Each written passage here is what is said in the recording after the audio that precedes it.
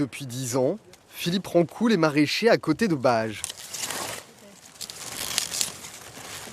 Ses parcelles débordent de choux-fleurs et de choux de Bruxelles. Normalement, il y aurait pratiquement pas plus rien, mais il y aurait uniquement ceux de janvier. Alors que là, il y en a encore qu'on n'a pas fini. Et d'autres qui sont montés en fleurs. Donc là, on va y balancer au coup de broyeur. Détruire plutôt que vendre. Car habituellement, 95% de la production de Philippe part dans les grands restaurants des environs, mais ils sont fermés depuis 2 mois et demi. Philippe ne sait pas s'il plantera ses parcelles au printemps. Il craint de ne pas amortir les 20 000 € qu'il faudrait investir. C'est un tunnel, c'est le noir complet. On ne sait pas si ça va rouvrir, si ça va repartir, s'il faudra attendre juin ou pas. Ou si carrément l'année va être noire complètement. À quelques kilomètres de là, d'autres inquiétudes.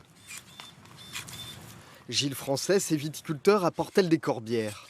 Il est aussi président d'une cave coopérative qui regroupe 110 adhérents.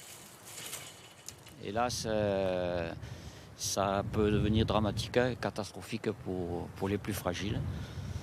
Et je crains pour fin 2021-2022. Chaque année, les caves de Roquebert produisent 40 000 hectolitres de vin.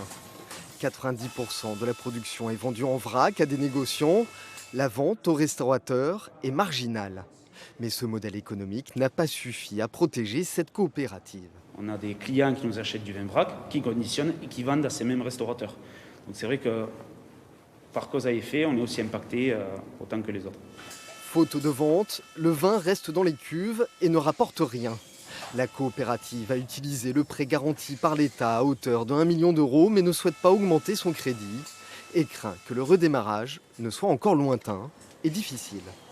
Si demain il n'y a plus de restaurateurs, il n'y a plus de petites surfaces dans les villages, c'est tout un tissu social et une économie qui tombe.